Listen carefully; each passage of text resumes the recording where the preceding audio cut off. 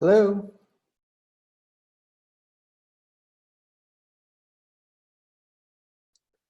Hi, for anyone who's just joined the webinar, we're just getting started here, so please bear with us and we'll start on the hour.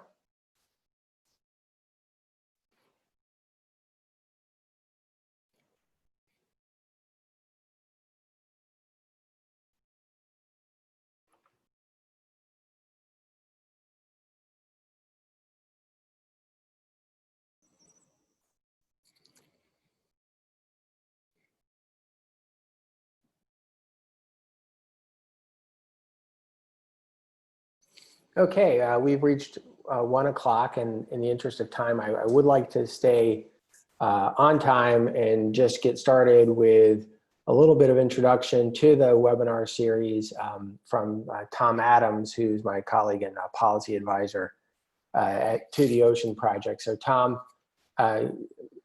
if you could maybe give us a little background on this whole webinar series and let people know a bit about it, and then we'll get started with today's session.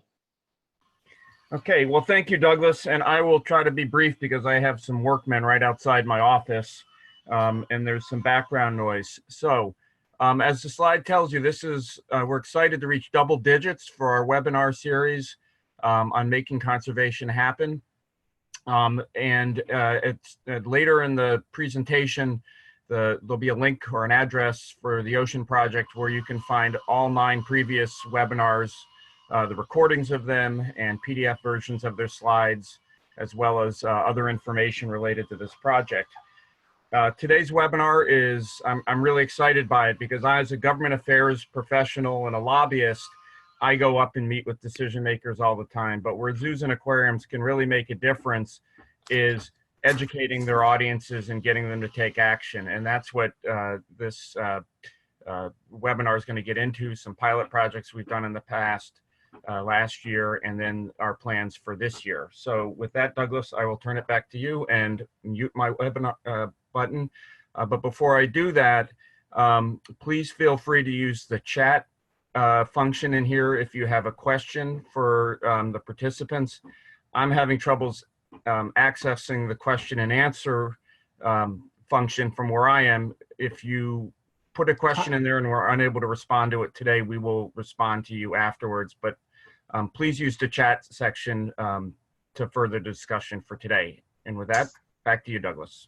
Thanks, Tom. And if people do want to use the Q&A session or section, I can see that too. So either place, if you have any questions as we're going through, just a couple quick points of housekeeping. The first is that we are sticking to a pretty tight timeline of 30 minutes. We will try to make room for questions. Please pop them in as you go. If the Q&A is not working for you, as Tom alluded to, you can use the chat. The second is we are recording, though, just so you know, that it'll be recording the slides, not cameras. So just for people to know that we are recording. You can share this with your colleagues later. And as Tom referenced, you also have the full set of these webinars available. Today's webinar is entitled Fishing for Public Engagement. And as Tom alluded to, one of the things that we find is especially powerful is when aquariums and zoos can engage their visitors on policy issues, assess their level of interest or concern, and then relay that in a kind of nonpartisan and really grounded way to policy leaders. So we've been looking a lot at that at the Ocean Project. Our work started with asks that were much more about individual behaviors. You know, would you stop using disposable plastics, et cetera? And we really start to see a lot of potential to really affect change at scale by working much more closely with our colleagues, an increasing number of colleagues, as we'll talk about here in the survey, who are not only interested in, but experts in how to work with policymakers. And we're seeing a lot more of that coming up in the community. So today's webinar will cover 4 things. The first is the results of a recent survey done by the Ocean Project of its membership, many of you, aquariums and zoos across the country. And we really did focus on the US for this one, given the topic of policy engagement. The second is the pilot project results. We actually did a full webinar on this last year. We'll give just a quick recap as it relates to what we're doing in terms of the specific issue of engaging visitors on fisheries issues and what we've learned there. We did, and the risk of stealing the big announcement, we did get some additional funding from the Gordon and Betty Moore Foundation to continue that work. And there's going to be opportunities. We're essentially enhancing and refining what we did last time, and are going to have some opportunities for other aquariums and zoos to participate, especially when it's going to count, when Congress is likely to take this up next. And the last is a little plug for some relevant sessions at the AZA annual conference. So without further ado, let me go into the survey. And again, as we're recording this, and we know so many folks come and look at it later, please know I am not going to read all of the text on this slide. So, but this is just for your background. We looked at this again with thanks to the Moore Foundation. We were able to go out, and part of what we did is ask our partners, how interested are you in this idea of engaging in conservation policy? And then we did that survey back in the fall of 2017. We revisited that a few months ago, and then did a supplemental set of confidential conversations with some key leaders from across 10 different institutions that we knew were in key regions related to the specific fisheries issues, but their advice was well heeded beyond that. Here just gives you a sense of the type of representation. Again, this is a self-selecting sample. So when we do our data on visitor research, we are much more focused on randomly sampled, statistically significant level of surveying.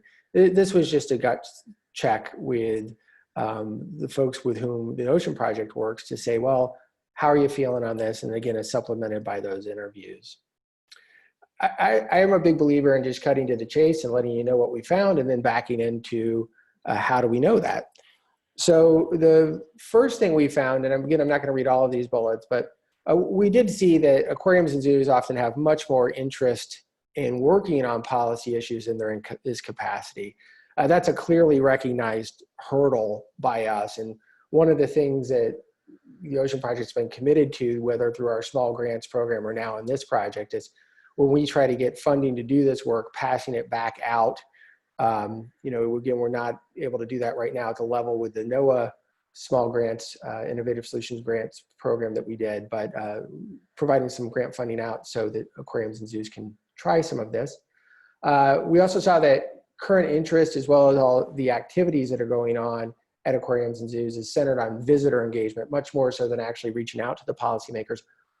A little bit of a shift here on that fourth bullet that we see some people saying, and this was supplemented by comments made in the interviews, that they've shifted some of their efforts to working at the state as opposed to the national level, really not feeling a lot of confidence that things are going to move at the national level. And as one of our colleagues put it, it's for conservation environmental policy at this point at the national level, it is defense, defense, defense. We'll talk about that a little more specific to fisheries issues. We did look at what are the top issues being addressed in terms of ocean issues. And we see a nice connection between fisheries, which can be a little wonky, and where the community has done just great work with kudos to the Monterey Bay Aquarium and sustainable seafood. And then we wanted to ask, well, what can we do most to help each other? So we'll come to that at the end. This is just a sample of what we found on a survey scale about the interest versus capacity issue. We did ask at the state and national level. This just shows you, where we did see some moderate to high interest in doing this sort of work. And this is including like actually reaching out to national policymakers. But again, capacity was lower. Interest at the state level at this point, again, was slightly higher than the national level. In terms of what are the ocean issues that people are active on, we were given our charge to work on fisheries policy in particular right now. We saw that seeing that fisheries and sustainable seafood was up here, you can see my cursor up here at the top, threatened and endangered ocean species, marine protected areas, marine debris and plastic pollution. A lot more, by the way, happening here at the state level, we heard from you all. But again, as a community, only about half of us, the zoos and aquariums, said they're working actively at the national level. And this means either contacting your member or members, inviting them out to your site, et cetera. Things like that is the background questions that went into this overall top line. In terms of what we can do to best help you, what we heard is where people are really most interested in engaging is really, again, this was one of a couple of questions we asked about this, high interest in informing visitors about these issues. And again, we see a lot of potential when it comes to informing visitors about the issues and documenting their positions, because they do, inspired by the visit, do tend to align very well with pro-conservation positions. And that gives a lot of power to go on. So it's one thing to inform, but we also recommend documenting what you hear because that can be powerful information to take to policymakers. A little less interest, as you see, going down to actually working with, and one thing that I think is interesting given the pilot project we did, there's a little bit of fear around asking visitors to contact state or federal officials, and we actually found not fear, but appreciation. So we'll come into the pilot, listen for that in the pilot project results. Again, the pilot project, this is a pivot, this is from one of the interviews, that they're really supportive of doing this work going forward because in part of the work the results they saw from this fisheries pilot project turn over in a positive sense of visitor response, and then it was better than expected. So let me just ask again for the chat or for the Q&A if there's any questions about what we learned from the survey about zoo and aquarium interest in engaging on policy before I click into this next section on the pilot project results. Tom, are you seeing any questions there on the any chat? Nothing yet.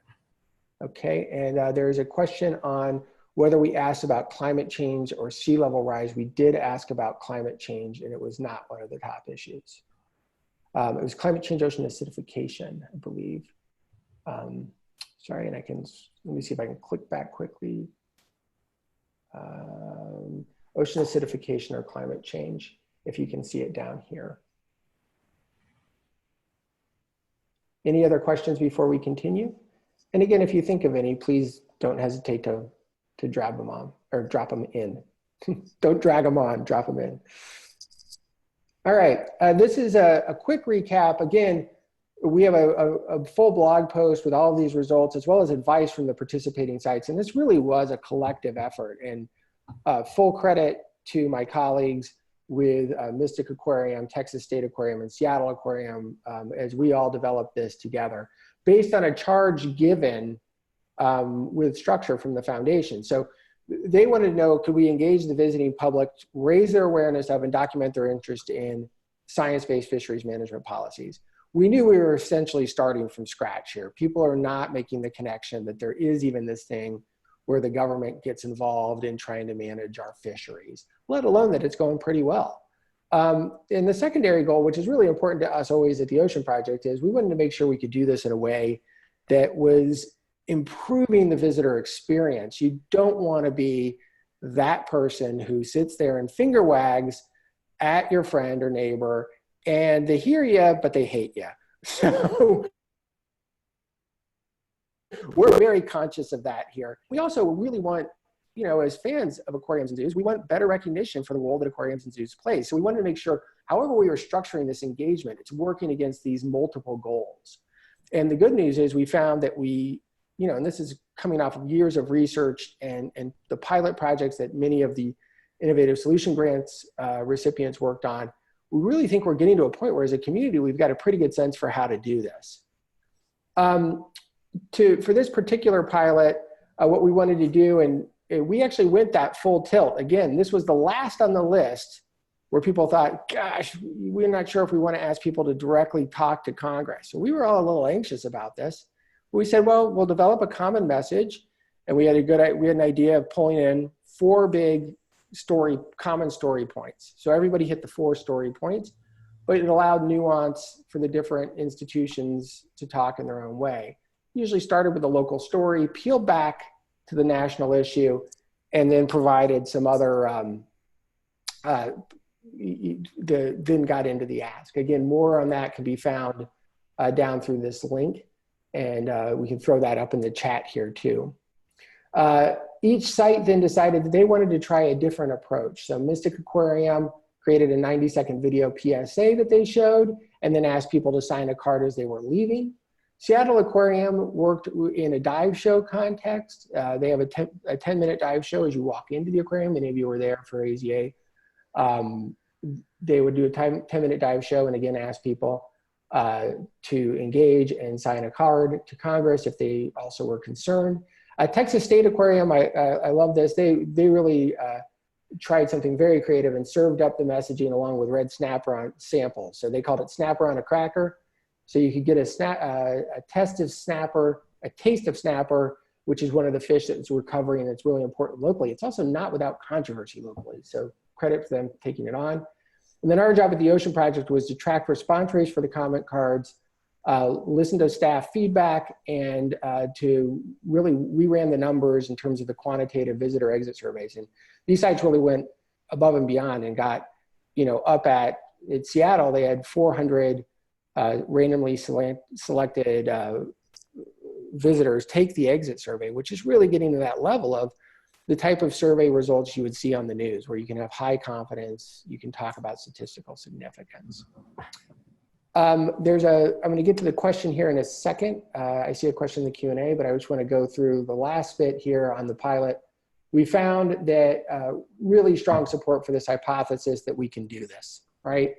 That we can talk to people even about something, and I'll tell you when I got first the call to say, hey, Douglas, let's work on science-based fisheries policy. It was not necessarily one where you jump up and down and go, oh, this is a slam dunk. I was a little anxious about it, honestly. And the fact that with the sites, we were able to pull this off, I'm really quite proud of. And again, we showed the numbers went up across the board. Visitors, we tested A/B tests. So we looked at, the last question on the survey was, did you go to the dive show, the sea lion show, where we knew you would have been exposed to the messaging, and compare those who were exposed or engaged in the messaging to those who were not at each of the 3 sites. What we found across the board is visitors who were engaged and asked to sign a comment card to Congress. Again, remember that highest, the one that scared a lot of our partners still, we found higher concern about seafood sustainability. So they were more concerned about the issue, higher belief, and this is really important, they believed that now their actions could make a difference, that it would add up to something. Higher understanding about the importance and impact of policy, as well as greater appreciation for the role of aquariums. We even looked at net promoter scores, and the net promoter scores, which is again, how likely would you be to recommend this aquarium to a friend, were higher. And again, we can't talk quite on significant levels there from a survey standpoint, but across the board higher for the group that had been talked to about this issue as opposed to the group that was not. The video PSA was actually the most effective overall, we surmised, with the best reach. 15,000 visitors, I think it was, over the weekend, and 1,300 comment cards to Congress, which is a 12.6% return, which is phenomenal, right? I mean, I've been in conservation for longer than I care to remember, and you don't see results like that. So kudos, kudos, kudos. The diver talk at Seattle actually had the best message retention, but you couldn't quite get people to complete as many cards. And the seafood sampling had the best rate of card completion, but was really hard to implement, and it was very difficult. We didn't see the same level of message retention. Again, more of this can be found. The last thing is, it was really nice, feather in the 3 aquariums caps, that this new Heartwired to Love the Ocean guide that's come out through extensive research and work by the Packard Foundation singled out this project as an example of best practice. And it really was the example of best practice that they chose. And I think that was really great to see aquariums and zoos getting the accolades deserved for the work that's being done. Let me look at the question now. Disseminating information about how to reach out to policymakers outside of the home. Are there any respondents doing that?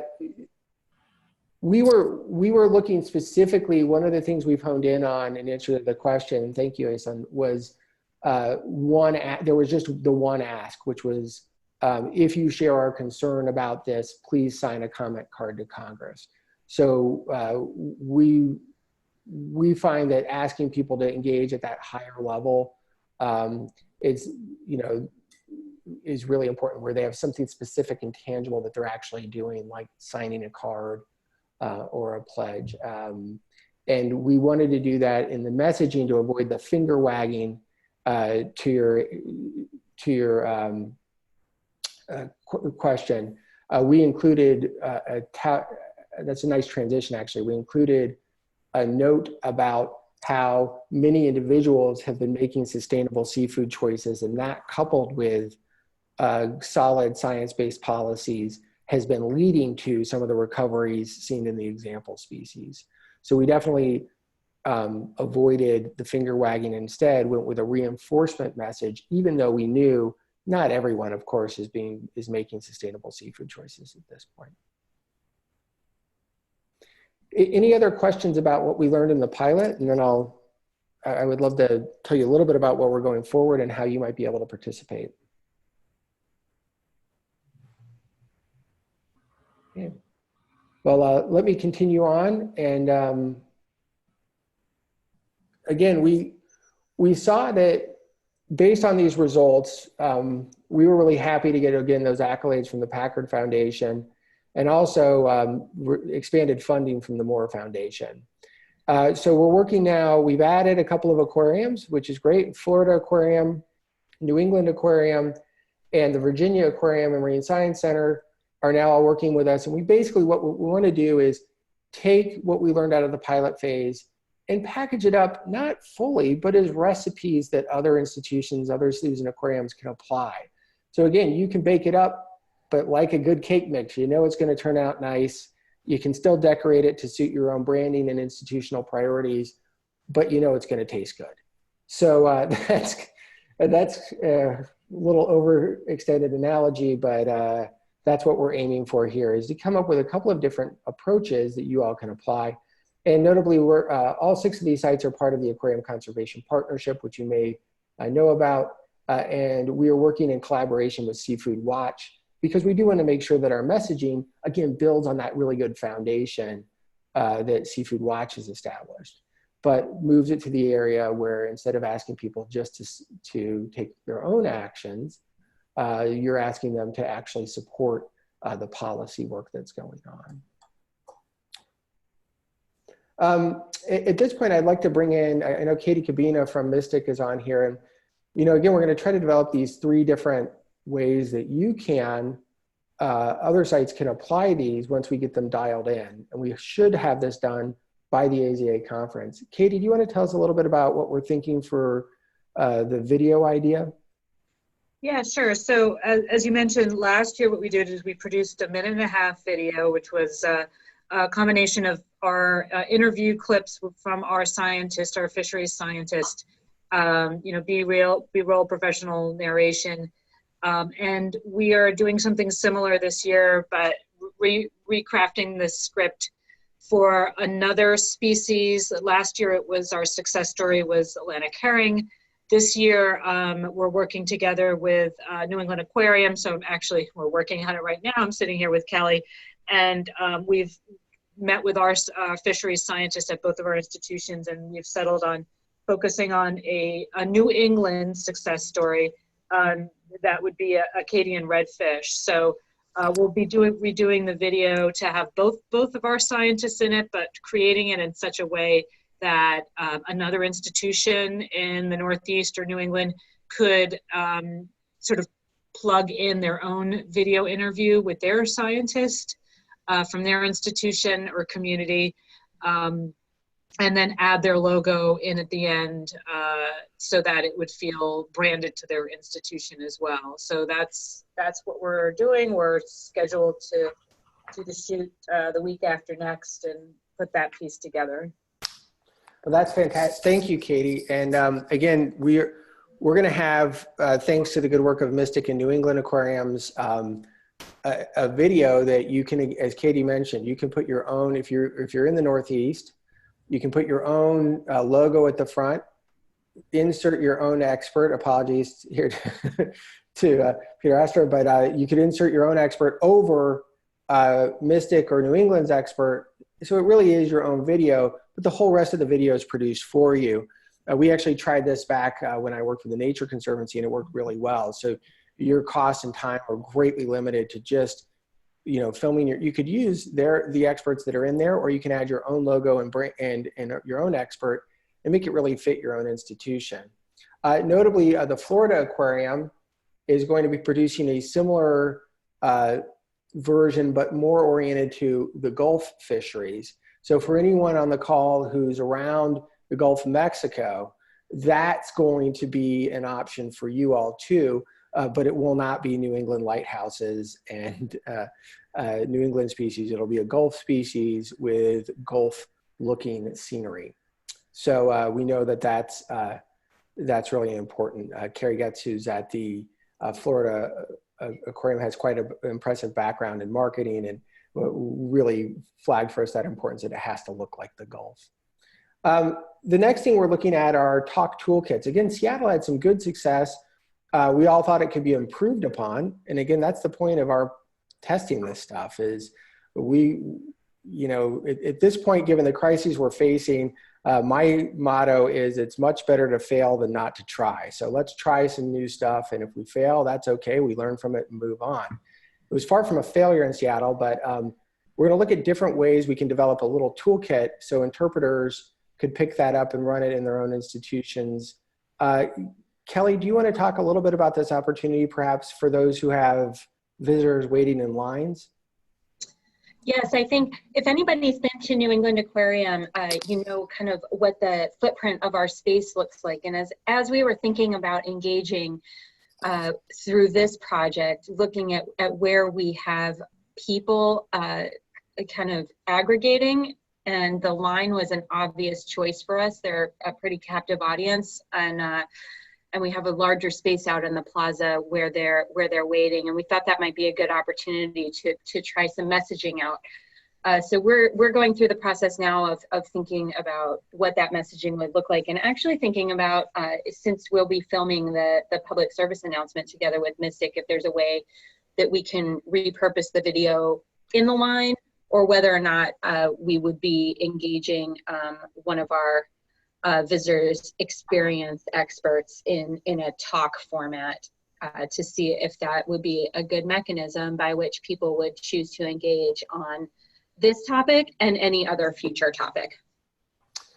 Great, thanks so much, Kelly. And they're also going to be trying this out at the Florida, not at the Florida Aquarium, excuse me, at the Virginia Aquarium as one of their approaches. And again, we'll be evaluating these against each other and collectively and sharing those out with everyone in the community.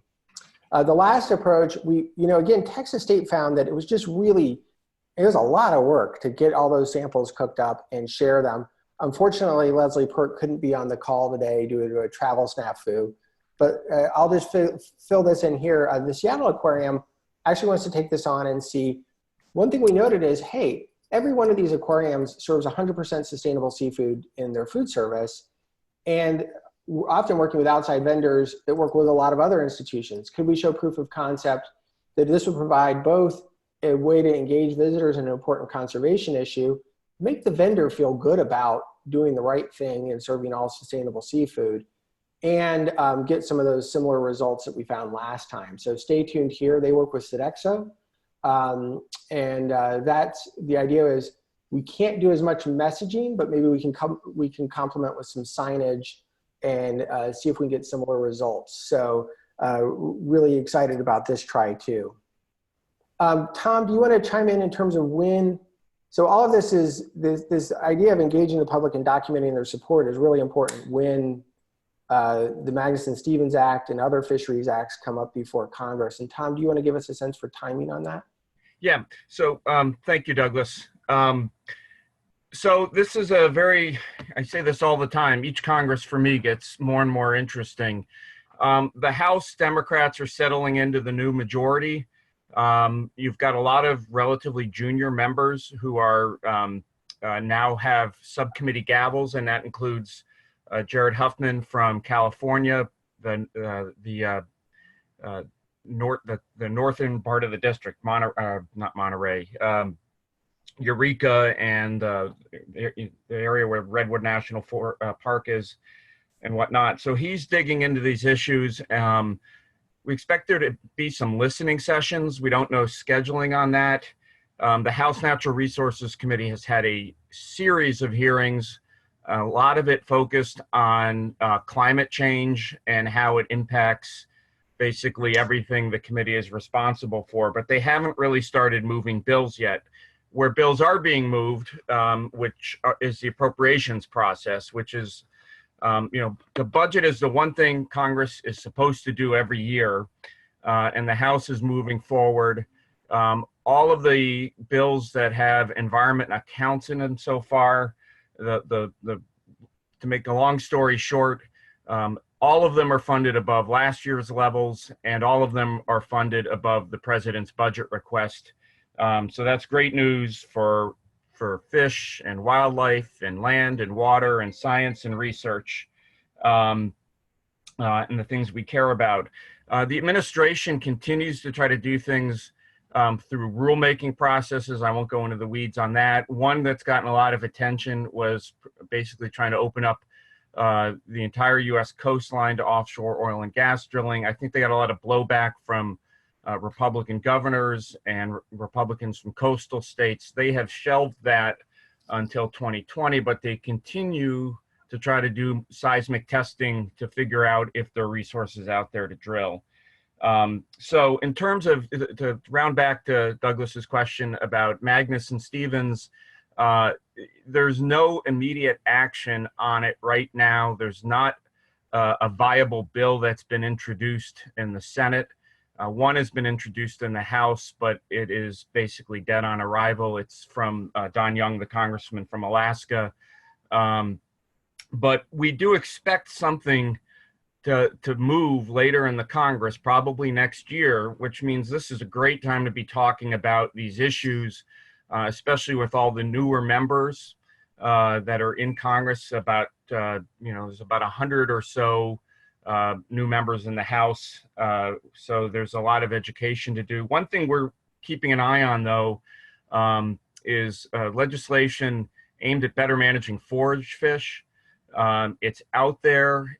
It normally would probably get rolled into something like Magnuson-Stevens, but we're beginning to see some interest in it moving independently. There's some groups who work on particularly Audubon on migratory birds, because that is a source of food for the birds, but also on ocean issues with species that migrate. So because of that, this is a promotion. Our webinar in July is going to focus on this particular issue. So stay tuned for that. And back to you, Douglas. Thanks, Tom. And as Tom mentioned there, just to flag again for those on the call, with apologies, we're going to go a couple minutes over. But what we're really hoping to do is have these recipes again for public engagement around fisheries policy really dialed in, ready to go, kitchen tested, proven, for anyone to want to pick them up when the fisheries policy themselves are likely to come up for a review, which we're anticipating is going to be next year. So that's where we're really trying to get ahead of the curve. Some of the lessons, by the way, can be applied now to other issues, as Tom was referencing, but the particular fisheries one we think is going to happen in next year. So just the next quick closeout, a little plug. We don't have time to get into it, but we do have a workshop coming up for those who really want to get into conservation engagement and advocacy skills. It's a boot camp. It requires a pre-registration. Note the date, September 7th, Saturday. But that is going to be a session, really, if you want to get more deeply engaged or know someone at your institution who wants to really dig in on the advocacy side of things, that's going to be great. We actually have 4 sessions that are going to be related to this coming up at AZA. We have one on empowering youth that's a little off the topic that we're talking about today, but just to flag it.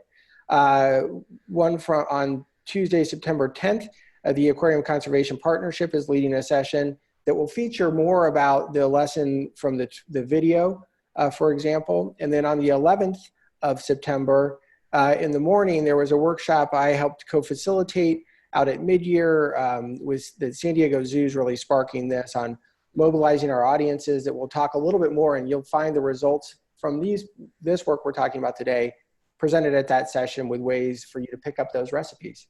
And then the last one is coming off of World Oceans Day, there's going to be a special session on making the most with visitor engagement around these days. Hey, Douglas?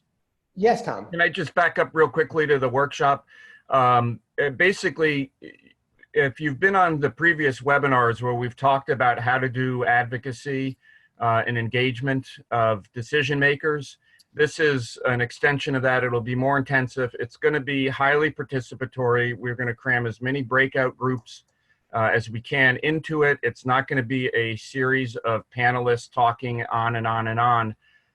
So if you or your colleagues or your internal obstacles to doing this work want to learn more about how it can be done, because it can be done, you know, we really encourage you to register for it. There is a limit to size. I think it's going to be capped at about 40 people. So we're hoping to fill the room. Thanks. Yeah, and we'll sneak in anybody else, but don't tell Yes. anybody. All right. Well, listen, thank you so much, Tom, Katie, and Kelly. If there are any questions, we can stay on the line here a little bit. Any more questions for the Q&A? Or Tom, I'm not seeing I don't think there's any more in the chat. I've not seen anything. Well, up on the screen, you can see my email address. And if you have if you want more information or any questions, confusions, concerns about what we covered today, please don't hesitate to reach out to me at that address. If you want to view the prior webinars, as Tom mentioned, they're all up online, both the slides and also the recordings at theoceanproject.org/policy. And again, thanks to our funder, the Gordon Betty Moore Foundation, for making these webinars possible. So it looks like we had a really good turnout for today. I hope you found it helpful. And again, please keep in touch and stay tuned. If you want to move sooner rather than later in terms of engaging your visitors on these issues, by all means, reach out to us too. And I can send you a summary of how to apply these tools. Thanks again, everyone. And I hope you have a great weekend.